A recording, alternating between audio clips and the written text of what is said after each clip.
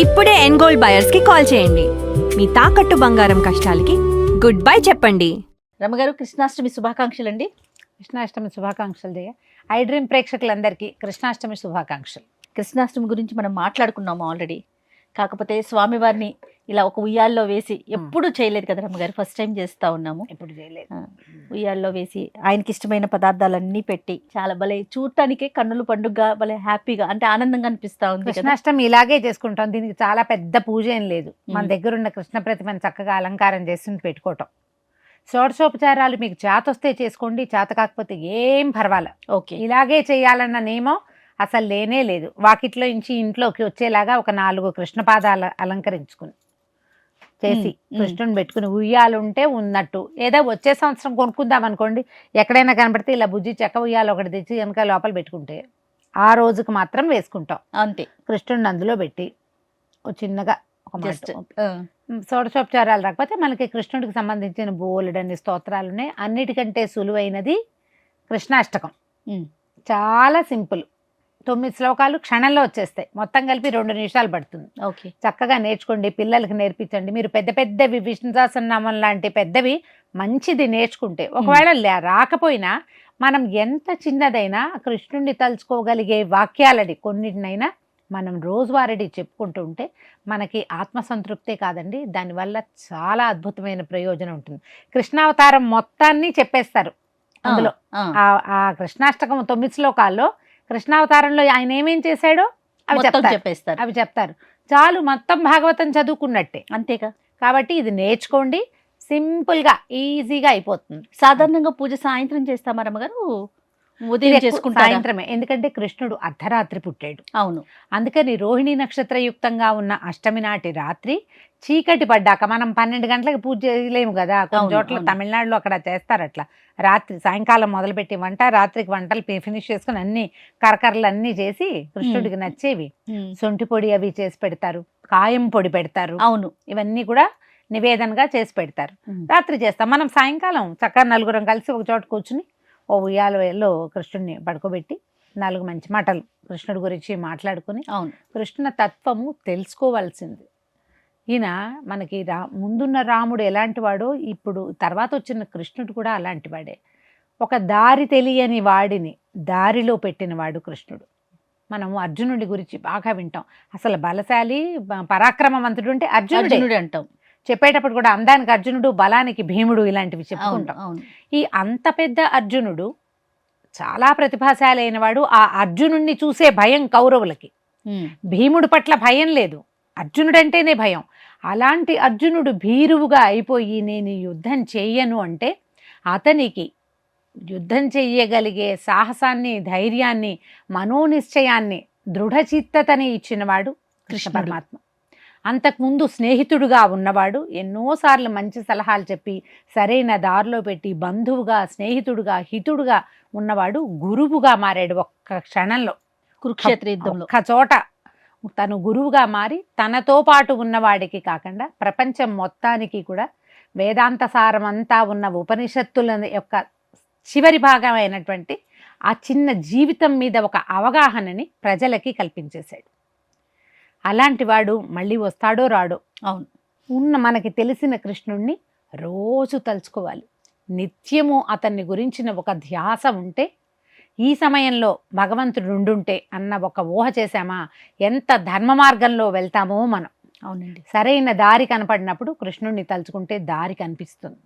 అట్లా ఎంతమందినో నిలబెట్టాడు. ఇప్పుడు ఈ అర్జునుడు కృష్ణుడి దగ్గర నుంచి నేర్చుకున్నాడు. అప్పుడు నేర్చుకుని యుద్ధానికి బయలుదేరాడు, యుద్ధం చేశాడు, చివరి దాకా మొత్తం చేశాడా. ఇంతకు ముందు భీముడికి కృష్ణుడికి స్నేహం ఉన్నట్టు మనకి కథల్లో పెద్దగా తెలియదు, ఊరికే అందరితో పాటు ఉన్నాడు. కానీ కాదు, భీముడిని జీవోత్తముడుగా చెప్తారు. నువ్వు నిద్రపోవద్దు అని కృష్ణుడు ఇచ్చిన ఆజ్ఞ చొప్పున లక్క ఇంటికి వెళ్ళిన దగ్గర నుంచి నిద్రపోలేదట భీముడు. ఆయన చెప్పాడు, పడుకోవద్దు, నువ్వు నిద్రించకుండా ఉండాలి అని. జాగరూకతతోటి ఉండమని చెప్పినందుకు చివరి వరకు జాగరూకతతోటే ఉండి, ఈ లక్క ఇల్లు తగలబడిపోతుంటే మొత్తం అమ్మని, అన్నయ్యని, తమ్ముళ్ళని అందరినీ మోసుకుని బయటికి తీసుకొచ్చాడు. ప్రతి రాత్రి వాళ్ళకి కాపలా ఉన్నాడు. ప్రతి చోట భీముడు యుద్ధాలు చేసిన చోట మనం 2 ప్రత్యేక సంఘటనల్లో కృష్ణుడు భీముడితో ఉన్నవి చూస్తాం మనం. అవును. జరాసంధుణ్ణి సంహరించినప్పుడు జరాసంధుని సంహరించడానికి అర్జునుడు భీముడు కృష్ణుడు కలిసే వెళ్ళారు. అర్జునుడు ఉన్నాడో లేదో భీముడు కృష్ణుడు పక్కపక్కన ఉన్నారు. ఈ జరాసంధుడు జర అనే ఒక రాక్షసితోటి 2 ముక్కలుగా పుట్టిన శిశువు సంధింపబడ్డాడు. ఆయన పేరే అది. ఆయన ఇట్లా చీల్చేశాడట భీముడు నిలువుగా. చీలిస్తే ఎన్నిసార్లు చీల్చినా మళ్ళీ అతుకుపోతున్నాడు. కృష్ణుడు ఒక గడ్డి పరకని ఇట్లా పడేసి చూపించాడు, వ్యతిరేకంగా చెయ్యు అని. ఇలా వెయ్యమనేసరికల్లా మీరు అంత యుద్ధం చేసే సమయంలో భగవంతుడి ఆజ్ఞ కోసం చూసేవాడు ఎవడైనా ఉంటాడో ఒళ్ళు తెలీదు యుద్ధం చేసేటప్పుడు. కానీ ఇతను ఏం చేశాడంటే అదే ఆయన మీద దృష్టి పెట్టుకుని ఆయన సౌజ్ఞని అనుసరించి చేశాడు. మళ్ళీ అదే కురుక్షేత్రం చివరలో దుర్యోధనుని సంహరించినప్పుడు కూడా వీళ్ళిద్దరూ చాలా బలశాలుడు. దుర్యోధనుడు ఏం తక్కువ వాడు కాదు. ఇంత యుద్ధం జరిగితే దుర్యోధనుడు లొంగకుండా ఒక దశలో భీముడు మెత్తబడిపోయినట్టుగా కూడా అయ్యిందట. అప్పుడు కృష్ణుడు ఏం చెప్పాడు, నువ్వేం చెయ్యాలో ఒక సంజ్ఞ చాలా చిన్న, అంత యుద్ధంలో అంత చంపేయాలన్న కక్షలో కూడా భగవంతుడి మీద దృష్టి ఉంది భీముడికి. అతను నమ్మాడు ఇవన్నీ. అది మీరు నమ్మికతోటి పూనికతోటి పనిచేస్తే కృష్ణుడు మనతో పాటే ఉంటాడు. ఇంత పెద్ద స్వరూపంగానూ ఉండొచ్చు, ఇంత బుజ్జి రూపంగానూ ఉండొచ్చు. ఏ రూపంతోటైనా ఎవరో ఒక మనిషి రూపంలో కూడా ఆ రోజు రావచ్చు. అలా దృష్టి పెట్టుకుని పూజించుకోవాలి. ఎంత సింపుల్ పూజ అయినా పనిచేస్తుంది. ఉయ్యాలు వేసుకోకపోతే పోనీ ఒట్టిగా కృష్ణుని తలుచుకుని ఓ శ్లోకం పద్యం చెప్పుకోండి. కృష్ణాష్టకం ఎంత బాగుంటుందో. దాన్ని మొదలు పెట్టడం కూడా వసుదేవ సుతం దేవం కంస చాణూరమర్దనం దేవకీ పరమానందం కృష్ణం వందే జగద్గురుం.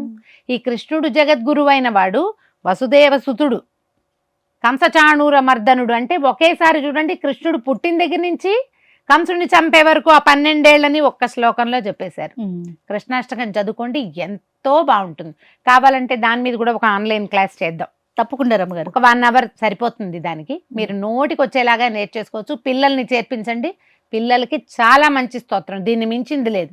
చాలా మంది చిన్నపిల్లలకు కూడా ఏమిటో పెద్ద పెద్దవి లలితా శాస్త్రం చెప్పేయాలి, సహస్రనామం చెప్పేయాలి. ఎందుకు? అన్నప్రాసన్నాడే ఆవకాయ శుభ్రంగా వెన్నపాలు పెట్టచ్చుగా చిన్నపిల్లలకి కదా, అవి పెట్టండి హాయిగా. ఏదైనా నివేదన చేయొచ్చు. మనం చూడు, వెన్న పెట్టాం, పాలు పెట్టాం, పెరుగు పెట్టాం. కృష్ణుడికి ఇష్టమైనవి అంటే చిన్న పిల్లలకి ఇష్టమయ్యే అటుకులు బెల్లము, ఆయనకి ప్రీతి అటుకులు ఇష్టం అని చెప్పుకుంటాం. కుచేలుడు తెచ్చాడు కాబట్టి అటుకులు పెడతాం. శొంఠి పొడి, కాయ పొడి కూడా పెట్టచ్చు. ఇలాగా కరకరలాడే మురుకులు అవి పెట్టడం, పళ్ళు ఏమైనా పెట్టడం. చక్కగా నివేదన చేయండి. ఉయ్యాల్లో వేసాం కదా, ఉయ్యాలకి జోల పాటలు ఎంతో ప్రీతట, కృష్ణుడికి చాలా ఇష్టం. ఓ జోల పాట పాడుకోవాలి. లాలి శ్రీ జనలోల లీలా వినోద లాలి ద్వారకపురి రాజగోపాల జో జో లాలి శ్రీ జనలోల లీలా వినోద లాలి ద్వారకపురి రాజగోపాల జో జో. మీకు సినిమా పాటలు వస్తే కూడా పాడుకోండి, చాలా బాగుంటాయి. మేము ఇంకా చిన్నప్పుడు ఇంకొక పాట పాడుతుండేది మా పెద్దక్కయ్య, దేవులపల్లి కృష్ణశాస్త్రి గారిది. సరసి జనయనా హరిశ్రీ సదనా జో జో జో జో జో సరసి జనయనా హరిశ్రీ సదనా జో జో జో జో జో. ఎటుల నిన్ను లాలింతునయ్యా ఈ సకల జగము పాలింపుమయ్యా ఎటుల నిన్ను లాలింతునయ్యా ఈ సకల జగము పాలింపుమయ్యా నను మురిపింపగ నను మరపింపగ నను మురిపింపగ నను మరపింపగ నల్లనయ్య నిదురింపుమయ్యా జో జో జో జో జో సరసి జనయన హరిశ్రీ సదనా జో జో జో జో. రమ్మగారు జో అచ్యుతానంద్ ఒకటి పాడారా? నాకు అంత బాగా ఫేమస్ జో అచ్యుతానంద రాదు. Okay, మా మీకు నాయనమ్మ చిన్నప్పుడు పాడేవారు. ఓకే.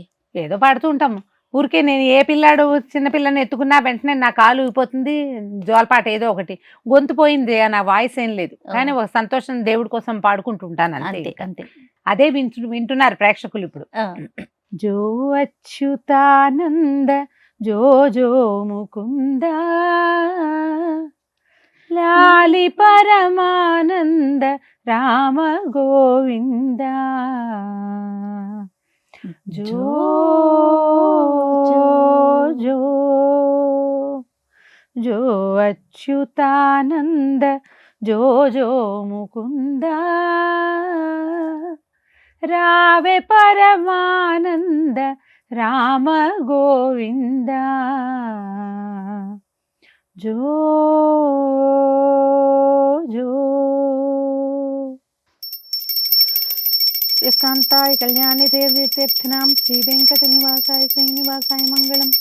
లక్ష్మీ చరణలాక్షాంక సాక్షాత్ శ్రీవత్సవక్షసే శ్రీమంకరాయ సర్వేషాం శ్రీరంగేశాయ మంగళం. మస్తు శ్రీస్తనకస్తూరీ వాసనా వాస్తోరసే శ్రీహస్తిగిరిరాజాయ దేవరాజాయ మంగళం. కమలాకుచకస్తూరీ కద్దమాంకిత వక్షసే యాదవాద్రి నివాసాయ సంపత్పుత్రాయ మంగళం. నీలాచల నివాసాయ నిత్యాయ పరమాత్మనే సుభద్రా ప్రాణనాథాయ జగన్నాథాయ మంగళం. సోచ్చిష్టమాలికా బంధగంధ బంధుర జిష్ణవే విష్ణుచిత్తతనూజాయై గోదాయై నిత్యమంగళం. మంగళాశాసనపరైర్మదాచార్య పురోగమైః సర్వైశ్చ పూర్వైరాచార్యైః సత్కృతాయాస్తు మంగళం.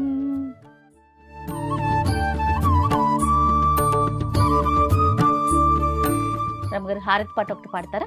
పాడదాం. రాధాపతే మంగళం ధీరా గంభీరా శృంగారాగైకోర రాధాపతే మంగళం. వేదాగోచరుడావు నీవే కదా మోదాముతో మమ్ము బ్రోవారాధా శ్రీరాధాపతే మంగళం. మందరధర నీదు సౌందర్యము పొందుగా వర్ణింప నా సాధ్యమా. మందరధర నీదు సౌందర్యము పొందుగా వర్ణింప నా సాధ్యమా. నందా సునందా ముకుంద గోవింద రాధాపతే మంగళం. ధీరా గంభీరా శృంగారాగైకోర రాధాపతే మంగళం.